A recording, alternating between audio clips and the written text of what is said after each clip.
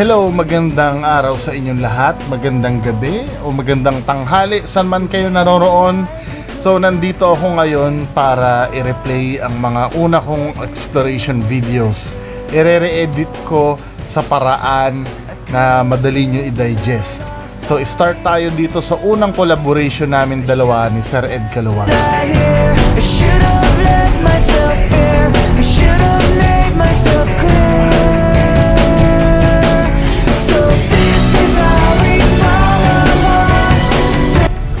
Actually, si Sir Ed na nag-invite sa akin na samahan siya dito sa Clark Abandoned Hospital. So, kilala kasi itong hospital na to na haunted talaga. Pero unfortunately, that time nung pumunta kami dito sa hospital na to, ay under renovation siya kasi gagawin daw museum. So, dun kami pinayagan ng management dun sa morgue, sa labas. Kaya dun kami gagawa ngayon ng exploration. Parang nilinis na yung lugar.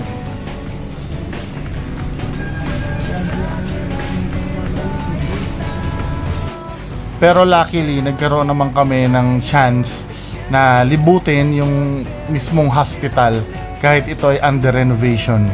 Malinis-linis na siya kumpara dun sa mga videos dati ng mga ghost hunters na unang pumunta dito.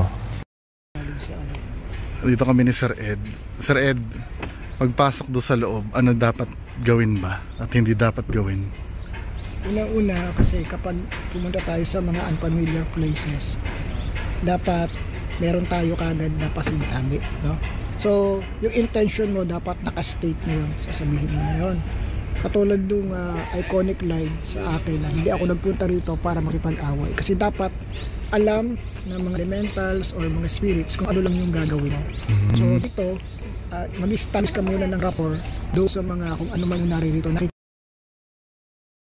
Okay, andito kami ngayon sa Clark Abandoned Hospital. Nag-i-start na silang mag-prepare ng andyan si Sir Ed Caluwag. So mamaya papasok kami doon sa loob. Sama tayo doon sa nila, yung pagkuha nila ng video. Nag-check na si Sir Ed Caluwag ng temperature. Magiging scientific yung investigation. I-start sila ngayon dito. Fuck.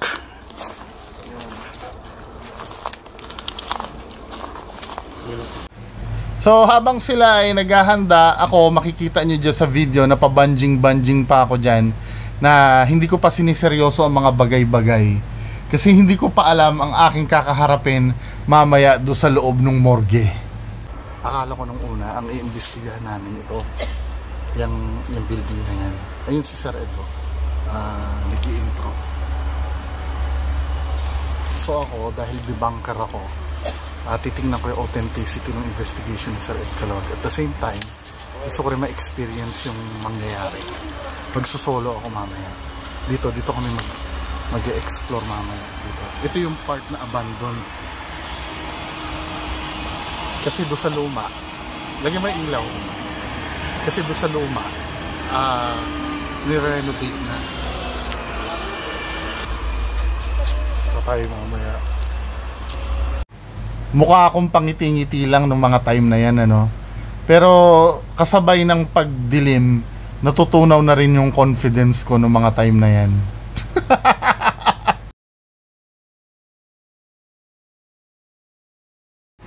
Dahil first time ko ng mga oras na yan, hindi ko na alam ang nararamdaman ko kung matataiba ako o maiihi. Lalo na't kasama ko pa si Sir Ed. Testing.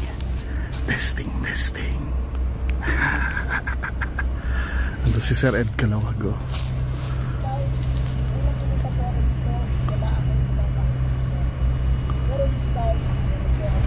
At dahil tuluyan ang binalot ng kadiliman ng paligid, ngayon ko nare-realize ko ano na yung pinasok ko. Hindi ko alam kung uuwi na ba ako o magpapatuloy pa. Ang technique para hindi ka matakot mamaya pag nag-alone challenge doon sa loob. Huwag kang makikinig ng mga kwentong nakakatakot ng mga residente dito. Diba? Hello, ako po si Bungo TV. May channel ako sa youtube.com. Halata na yung kaba ko, diba? 5, 4, 3, 2, rolling and quiet tayo and Action. Hello, ako po si Bungo TV. Meron ako sa channel sa YouTube na dinidebunk ko yung mga ghost hunters na hindi legit or fake. Ngayon, naimbitahan ako ni Sir Ed Caluwag dito sa Clark Abandoned Hospital. 5, 4, 3, 2, rolling, and on cue. So ngayon po, siguro kailangan nyo lang naman itong kasama ko dahil dati ang time na sinabihan ko siya na pumunta sa lugar ko para mag-observe kung sa ginagawa ko. Really, isa rin po ay naka-experience na. So yun, mauuna si Sir Ed Caluwag na papasok sa loob. Meron siyang kasama na cameraman. Actually, understood naman natin kung may kasama si Sir Ed Caluwag na cameraman. Dahil ginagawa niya naman na dati yan na siya ng mag-isa talaga.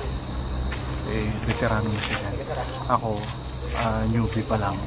Susubukan ko mamaya na ako mag-isa mamaya. Andun sa inyo natin. Ano pala?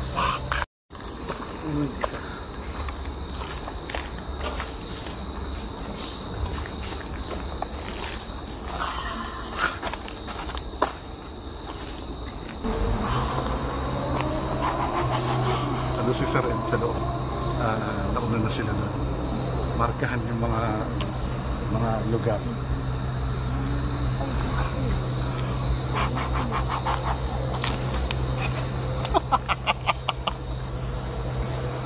Dinadaan-daan ko na lang sa pabiro-biro na ganyan. Pero hindi nyo alam, parang kakawala na ang puso ko sa dibdib ko.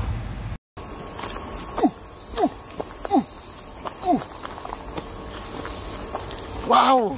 At dumating na nga ang oras ng paghuhusga. Ako yung point of view ng ordinaryong ghost hunter. Na cellphone lang ang ginagamit. Ha? Samahan nyo ako.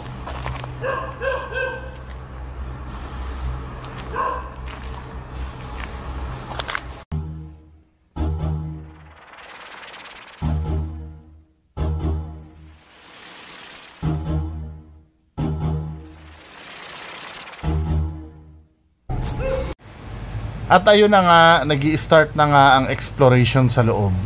Yung buong segment ng pag-explore dito na walang cut, mapapanood nyo sa channel ni Sir Ed Caluwag.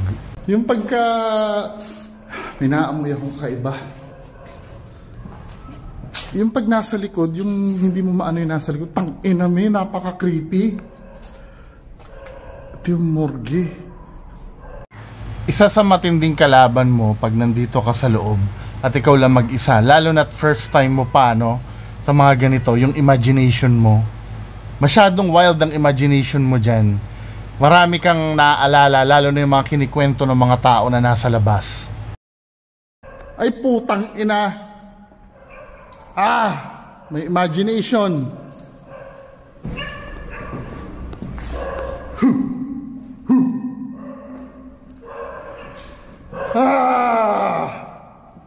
Ilalagay niya doon sa...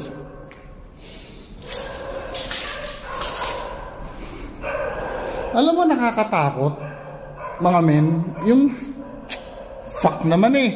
Ba't ako pumayag-payag sa ganito? Alam mo, nakakatulong na mais yung mais yung takot. Hindi ko na natapos yung statement ko. Ang gusto ko lang sabihin dyan, kapag naririnig ko yung mga sasakyan sa labas, nafe-feel ko hindi ako alone, hindi ako natatakot.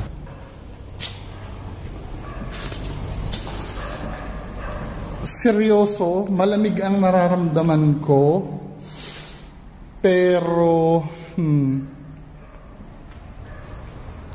ayokong tingnan yung camera ko.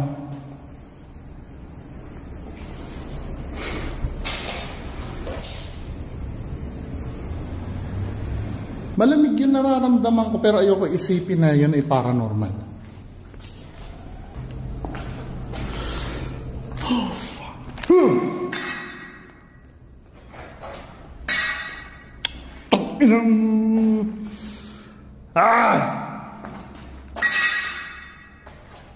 Try natin magpakalabog.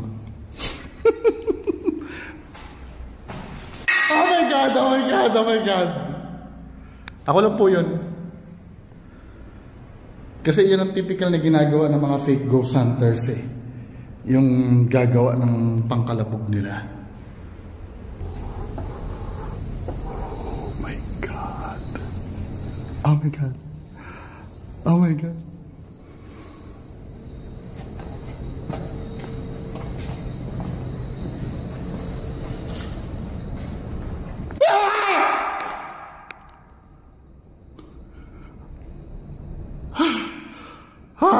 Shadow lang pa nitong shit. Hindi shadow yung nakita ko. Nasabi ko lang shadow, pero ang tinutukoy ko yung bakas ng mga kamay sa pader. Ganyan talaga pag praning na praning ka na. Hindi mo na alam kung alin yung totoo sa hindi. Oh shit.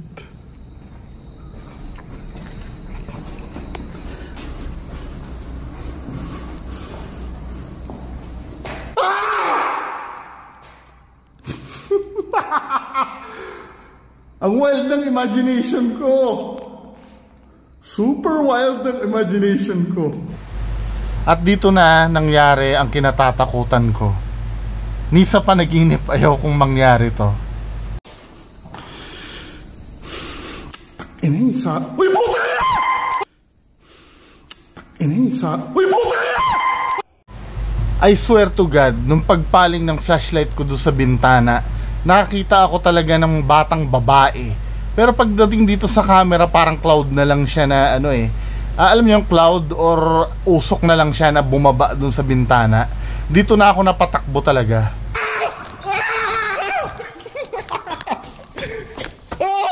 May nakita ako sa bilik. May tao ba dito? At dito ako nagulat sa sinabi ni Sir Ed. Alam ni Sir Ed kung ano yung nakita ko, eh hindi naman kami nag-usap.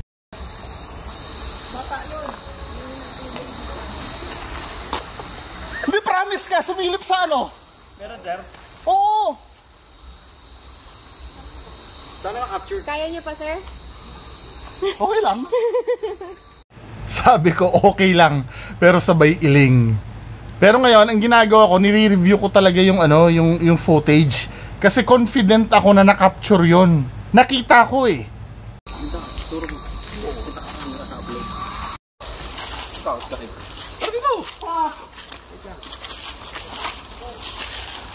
At dahil talagang nakita ko, hindi ako matahimik, nagpasama ako. Kasi baka mamaya may bata talaga doon. Kasi kitang-kita ko talagang tunay na bata siya. Bandang gilid po siya eh. Ang bilis niya po sumipat. Ne! Hindi, promise, hindi ako nag-ano. Clear as day, men! Sige po, sige po, sige po. Okay lang po, okay lang po.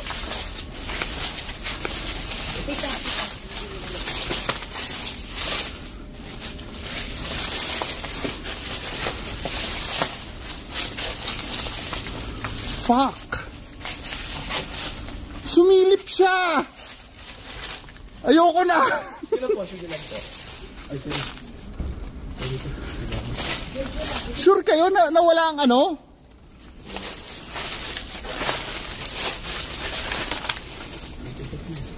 Nanginginig yung kamay ko, oh.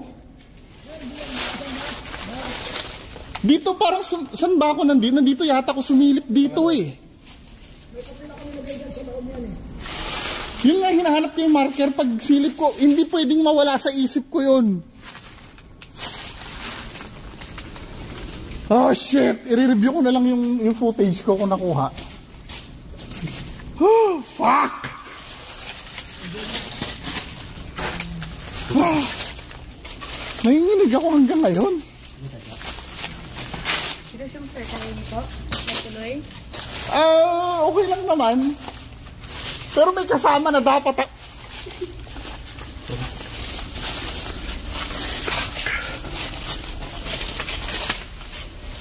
Parang ang itsura niya kasi, parang alam mo yung may abo-abo sa mukha. Oo. Wait lang. Nikikwento ba ni Sir Ed Calawag sa'yo yan? Kanina, sir.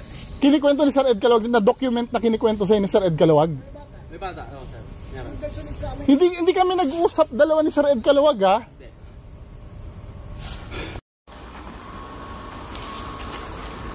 Nasa ano namin yun, nasa footage pa. Pero meron, sir. Meron nga, promise! Clear as day! Hindi, tapusin ko. Hahanapin ko yung ano, hahanapin ko sa footage ko yun. Pero na lang ng camera, ay ng ilaw, sama mo lang siya. Ako na. Ikaw na? Pero hindi ko makakalimutan yun, min. Hindi, isa na lang, isang camera na lang. Para ano. Lapel! Chokes! Lapel ka. Chokes, patulong. Ito, sorry. Sa likod ko lagi na daan. Sorry po. Shit! Sabay banat pa ni Sir Ed. Ito hindi ka nag... Wow! Wala na akong panahon, sir, mag-ganon eh. Hahanapin ko nga yun. Pag nasa na yun.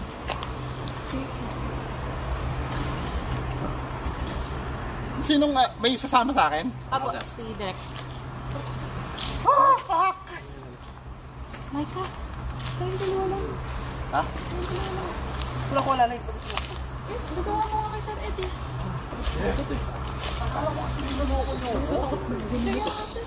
Nagsama ako sir, nagsama pa sila. Wala ko ba rin?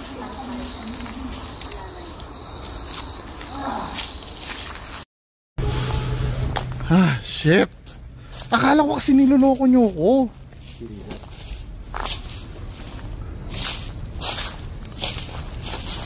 Hindi ko talaga makakalimutan yun, men. Ah! Saan na nga ba yun? Ne, bati tayo. Dito yata yun, oh. Hinikilabutan ako, tangina. Dito yata yun. Sumilip siya sa akin kanina dyan. Ayoko na. Sabay tayo. Shit, tangina. Ayoko na, men. Ayoko na. Alam mo, kanina nakita ko siya eh. Ayoko na tignan yung mga, yung mga...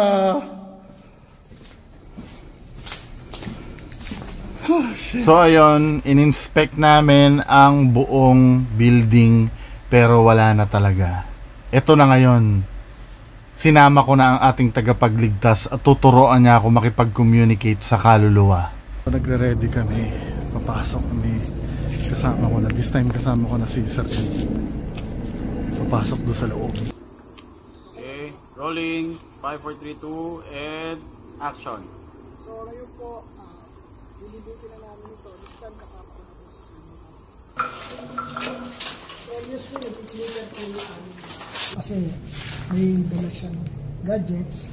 Pero kita mo, subukan natin itapat. Tapat natin. Dahil meron tong electric charge. So, definitely magpi-flicker yan. Pero, hindi ganun kalakas. Kumbaga, sobrang hina lang ng miligaw. So, ang abangan natin kapag ang umilaw, kasi ito, gaya nitong phone, medyo malakas. So, dapat ganito yung distance niya para masabi natin na phone yung nasasagap. No? Pero kung ganitong distance, so, like this, hindi niya nasasagap yung flashlight, hindi niya nasasagap yung phone. Pero, mag-establish po tayo ng area kapag ito po ay nag-flicker ng higit. At least dito sa ikatlong lights. Doon natin malalaman. Okay? So para controlled na lang, medyo lalayo ako ng konti. So within this distance po ako, wala akong hawak ng gadgets na may kuryente maliban sa flashlight na nasa ulo ko, pero hindi naman ako. Okay? Si Sir Mugo po, ayan, malayo siya. So ayun, konting scan sa loob ng building.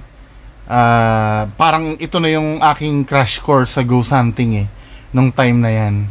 At si Sir Ed pa yung nagturo sa akin. Dito niya lang kita. Dito may nakita ako kanina. Dito yung spot nito. Tingnan natin dyan. Okay. Ang ganda ng bilis nyo. Alam ko medyan ka, pero Mga nandyan ka, Nagre-respond. so, may nakapatong na gadgets, pwede mo yung gamitin. Malayo ako, so, definitely wala pong makaka-apekto na gadgets para mag-flicker siya. Magandang gabi sa'yo, ulitin ko. Gusto ko pa sanang tulungan. Willing ka ba? Payag ka ba na hanapin natin ang mama mo? Kasi yun yung kanina sinasabi. Sige. Shit. Kailangan mo yan. Kahit yung yellow collar. Flicker mo. Lakasan mo pa. Sige. Paramdam mo sa akin at willing ka. Yung willingness mo. Nagre-response. Paramdam mo sa akin yung willingness mo na tulungan ka. Yan. Shit. Okay? So, Dahil first time kong nakikita yung pagre-react ng EMF meter na yan, amazed ako nung time na yan. Just imagine mga kababayan ha, every time na magtatanong lang si Sir Ed, saka nagre-response yan. At walang kuryente sa buong building.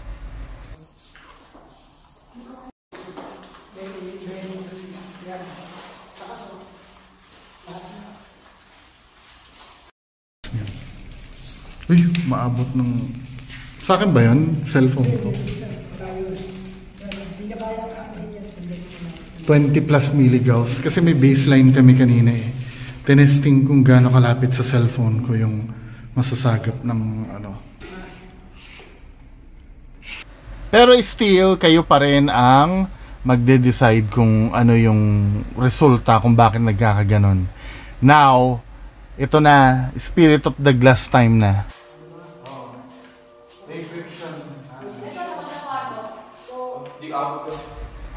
Ngayon, pinatesting sa akin ni Sir Ed yung baso kung sasadyain nating gagalawin. Kung mapapansin nyo kanina, natutumba siya kasi may friction yung kanyang Ouija board dun sa baso. Okay. Before, alam ko sa Spirit of the Glass, yung ano, dinidinan, hindi. Kasi nga pag dinidinan mo, may friction eh, may possible magtutak. So dapat lightly lang. pero mama, siguro siya, kung nakalight tayo, subukan naman yung gano'n. Yung kalma na. Isa sa doubt ko kasi sa Spirit of the Glass, nakakapanood na. Baka mamaya kasi, may isang nakadikil. Nung pinatesting sa akin ni Sir Ed Kaluwan, hindi siya possible na ano yung siya ba kasi nga magtatumble down siya kasi may friction.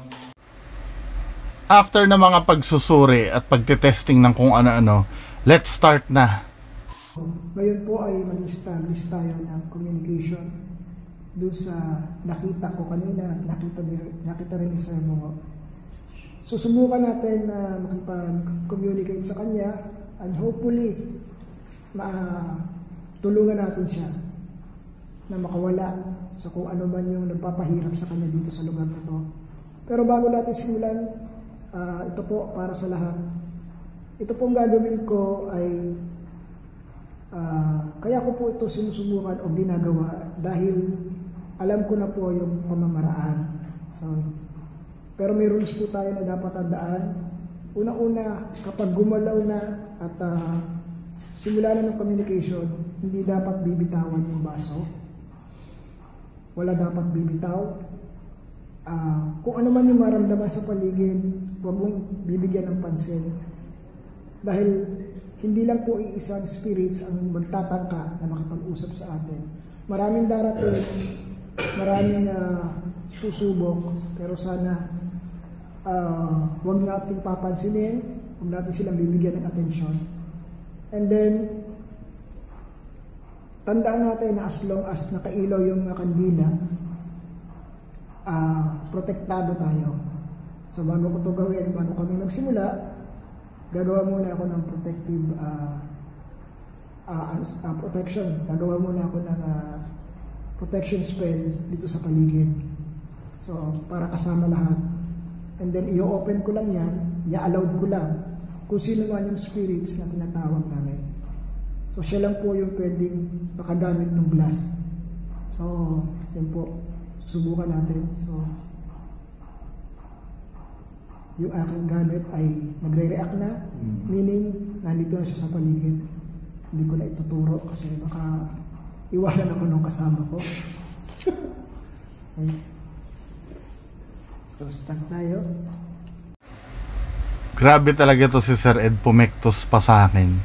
Pero yan, nag-start na si Sir Ed na mag-prepare ng mga kakailanganin sa aming ritual. At nandyan din yung mga kandila at yung kanyang, yung cute na espada.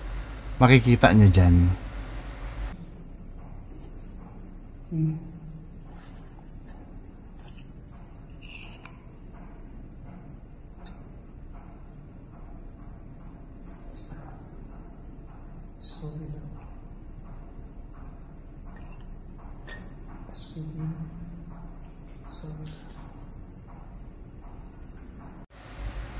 Although may nangyari na kanina na bagay na quote-unquote na kababalaghan, pero debunkable pa rin sa inyo yun mga kababayan ko, no?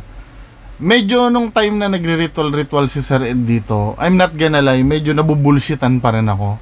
Hindi pa rin tanggap ng isip ko na paranormal itong ginagawa namin. Sagutin ang aming mga katanungan. Ayan na. Ayan na. Ayan na. Ayan na. So ito, nakikipag-communicate na kami pero hindi talaga gumagalaw yung baso. Iniisip ko siguro hindi makaporma sa akin si Sir Ed kasi skeptic ako eh. Kaya hindi niya madiskartehan paggalawin yung baso. Kasi mag-start dyan, kapag nakaramdam ka na parang may tingling doon sa dulo ng daliri. Wala pa naman, pero feeling ko parang may nagpupumilit na gumalaw sa baso. Kaya nakaramdam ko din eh, kaya lang hindi niya kayang i-push. Dito medyo may hati na yung opinion ko dito. Nararamdaman ko naman talaga na may nagpapagalaw. Pero at the same time, iniisip ko rin, hindi ba dahil gusto ko lang talagang mangyari?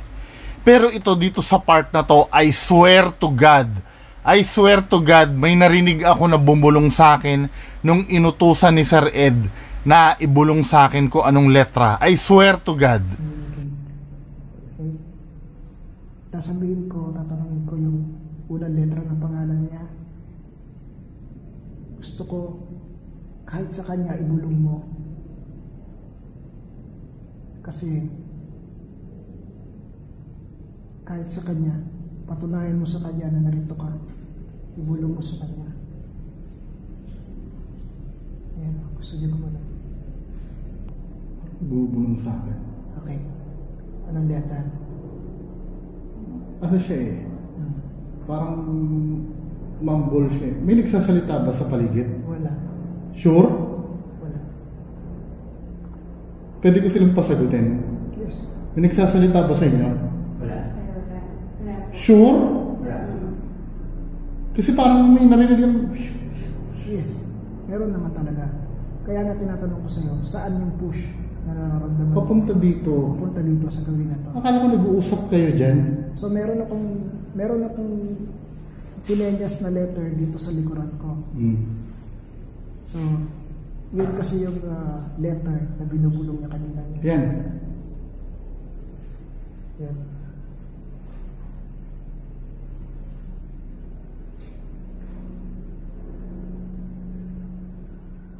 Ibulong mo nga sa kanya kung ano yung simula ng pangalan mo. I swear to God, isinusumpa ako sa bangkay ng tatay ko at ng nanay ko na buhay pa ngayon. May naririnig ako, kaya lang hindi ko talaga ma-identify ko ano yun. Ang pagkakarinig ko, yung parang ganon. Pero nakikita nyo naman sa video, wala naman nagsasalita, wala naman na-capture, di ba? Na nag-uusap, pero hindi ko ma-identify kung ano yun. Kung hindi mo kaya, Concentrate. kung hindi mo kayang paggalawin ito, pwede bang tumawag ako ng iba pa na kaya magpag-usap sa amin? Yan na. Pansin mo, every time na sabihin natin tatawag tayo, nagbabago yung ihip na hangin dito lang sa side natin. Sa puntong to, agree na lang ako ng agree kasi magulong-magulo na yung isip ko. Hindi ko na maintindihan kung ano bang nangyayari sa akin. Confirmation bias ba yun? Or sadyang ano? Kasi yung isip ko nakatutok pa rin dun sa bumubulong eh.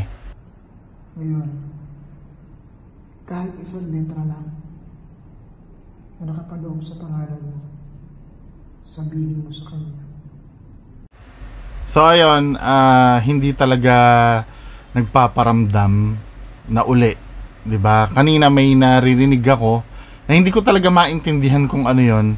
Now, bagong strategy, EMF na lang ang gagamitin namin kasi kahit isang letra, hindi talaga gumagalaw yung Ouija board or yung baso.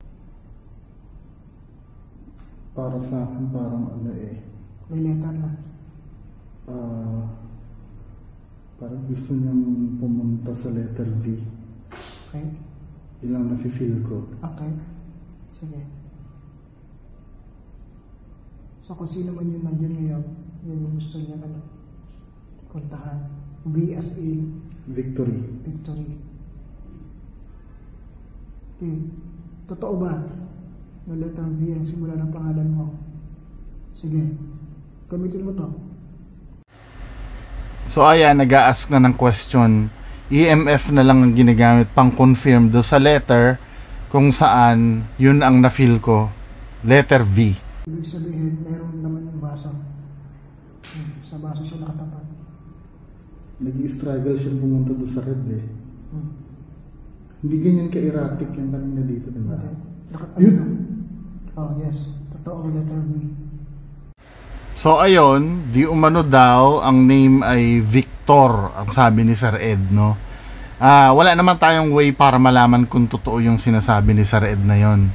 Now, another experiment uli. Ang gagawin naman ni Sir Ed ngayon, magsusulat siya sa papel ng dahilan daw ng pagkamatay ni Victor. Then, ngayon, ipapakita sa akin ni Sir Ed kung paano siya namatay.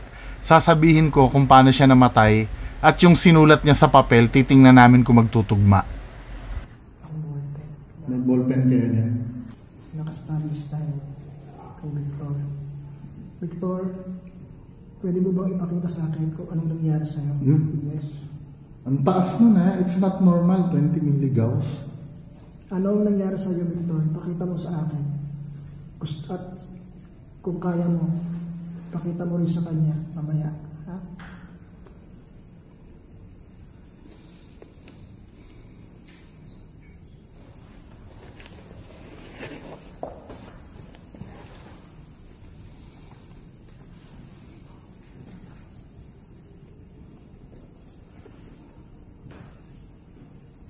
Erratic siya ngayon.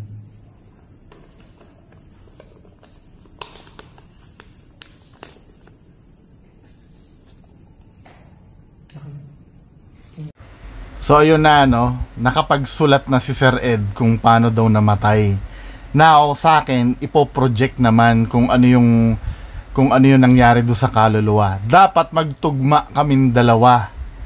Dito rin ako kinakabahan eh, baka mamaya pagka sumablay, magkaiba kami ng sinabi, magkakahiyaan na, di ba?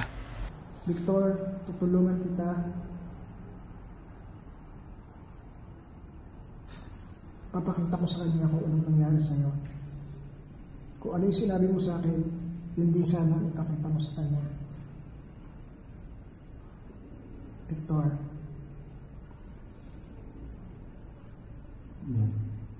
Sarah, ganito lang. Pag dinikit ko sa yung kamay ko, you take 3 deep breath, then inhale, exhale.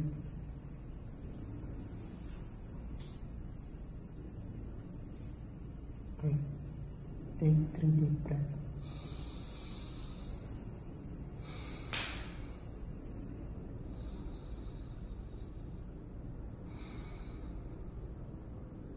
Okay, this time, 1 deep breath, then hold. Hold. Hold. Hold. Release. Yan na, lakas na na. Ito, I swear to God, ano, para kasing nung pina-project sa akin, parang naramdaman ko, nasa gera ako eh. Kaya ako nasabing gera, maraming boses ako naririnig, may nagtatawanan, tapos bang, bang, bang, na parang, alam mo yung, ang kanyang atmosphere eh, parang nasa gubat ka. Yung tunog ng gubat, ganon. Iniisip ko din naman, baka mamaya power up suggestion yung ginagawa sa akin. Katulad nung pagtawid kay Jay Costura. Pero walang hint na binibigay sa akin si Sir Ed eh. Kita mo, sir? Ano eh, parang ano sa akin eh, war talaga yung naiisip ko eh. Sige na. So, anong meron sa ba? Gunshots or ano? Okay. Sige. Okay, good. So, kita mo. Ngayon, sir. Oh. Sinulat ko kanina. Pakanasa. Fuck! Nilabutan ako dun ah. May sinabi ba ako sa'yo? Wala. So, struggling siya kanina habang pumapasok sa ina.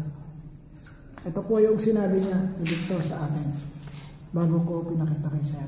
Kasi ang nakikita parang magulo eh. I think parang gera yun eh. Okay? Then, bang, bang, bang, bang, parang ganon. Then the exact event is, ito parang summarize lang natin. Binaril at itinapon. So, Kasi out of nowhere, parang ano ko talaga yung ano eh, yung gunshot eh. yes. So, hindi po ako nagsabi nun. Siya. Hindi ka rin nagtanong sa akin. Hindi ako nagtanong sa iyo. Hindi ako Actually, wala akong nakikitang event. Basta parang Yes. pumasok lang sa isip Yes. ko na Kasi yun lang yung kaya niya i-communicate. hindi siya vivid eh. I mean, out of nowhere, hindi ko naman alam kung saan ako kukuha ng thoughts na yun. Yes. Pero, sir, this time, sabihin mo sa akin, gaano kataas ang probability na magkaparehas tayo? Hindi. Marami akong pwedeng sabihin. Pwede ko sabihin, nagbigti. Oo. Pwede ko sabihin, marami akong pwedeng sabihin eh. Pero kaya nga sinulat ko na siya ahead of time. Diba? Sinulat ko muna siya ahead kasi nauna siya nagsabi sa akin kung anong nangyari sa kanya. Doon sa itinapon part, parang nasa damuhan ako nung time na yun eh. Yes. Kaya naisip ko parang jungle war siya. Okay. Parang maraming tao na hindi naman nagbabarilan, ano, may gunshot ako narinig. Kaya feeling ko war kasi may damo. Yung alam mo yung mga Vietnam War na movies Yes. na parang nakahiga siya doon. Hindi ko alam kung siya yung nakahiga or someone. Yes. So, confirm lang sir. So, ito na yung ano. Hindi promise. Baka mamaya sabihin nyo, ano to? Nakita niyo naman, sinulat ko ahead of time. Oo. Ahead of time. Kasi nininervous pa ako, baka mamaya magkamali ako ng sinabi eh. So, Kasi mapapahiya kami dalawa ni sa Kalawag kung pag hindi kami nagtugma. ito po ay raw video. Wala pong ano to talaga. Nakita nyo? Ano yung probability na yung unang sinabi sa akin ni Victor. Victor, salamat. Tutulungan kita. Pwede ka nang umalis. Maraming salamat sa iyo.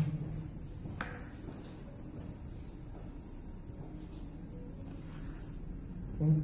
So yun lang sir, ano, tinan mo. Yun lang probability na yung nakita mo o yung pinakita sa iyo ay magkaparehas dito. Parang out of 10, gado ang ratio. Kasi maraming pwede mangyari kaya ka pinatay, pwede ka saksakin. Marami, pwede ka sagasaan, pwedeng kasi yung accuracy kasi ang hindi mo pwedeng baliin. Di ba? At saka yung fact na kasi hindi niya kayang pagalawin. Kasi imagine mo, kung sasabihin na tatanungin natin siya, paano ka namatay? Di ang dami niyang letrang gagamitin. Di ba? Yung umpisa pa lang, sabi mo parang gusto niyang pumunta sa letter B. Meron tayong confirmation after na malaman ko yung pangalan niya, yung buo. Nakita mo naman, nagpunta na siya. Pero for me, kasi skeptic kasi. Kung tatama mo nagkataon yung sinabi ko sa sinulat nyo, pwede mangyari yun. Sa loto nga may tumatama eh. Pero ang pinag-uusapan dito, yung lightning never strike twice eh. Kasi marami nangyari na nag-lead dito. Hindi naman random na sinabi ni Sir Ed na ano nangyari din, nahulaan ko. Pwede naman kasi mangyari yun. Kaya lang yung probability nun yung hindi maipapaliwanag. Yes. So ayun mga kababayan, no, napaka-amazing nung nangyari na yun. Nung naranasan ko na yan. Pero still no, open pa rin naman ako sa possible na explanation galing sa inyo. Yan naman ang pinopromote sa channel ko eh. Hindi naman porket na naranasan ko at naniwala ako dun sa nangyari sa akin, eh obligado na rin kayong maniwala at totoo na yung sinasabi ko. Maraming factor na pwede nyong isipin, endless, na kung paano nangyari to. Number 1, pwedeng nagkataon lang. Pangalawa, pwedeng nag-usap na kami ni Sir Ed nang hindi nyo lang alam. Pangatlo, pwedeng ito ay scripted lang lahat. Endless ang possibilities ng pwedeng mangyari. Pero ako sasabihin ko sa inyo, walang minanipula, walang inedit, or walang pinag-usapan nung ginawa namin tong video na to. Nasa sa inyo yon kung maniniwala kayo sa akin. Pero still, naghihintay pa rin ako ng explanation galing sa inyo. Maybe kasi punong-puno ako ng personal bias nung time na yan. Kaya paniwalang-paniwala ako. Pero sa kabila ng lahat, wala pa rin akong idideklarang paranormal. Nasa sa inyo yon mga kababayan ko, katulad nung nasa disclaimer ko sa umpisa ng videong to.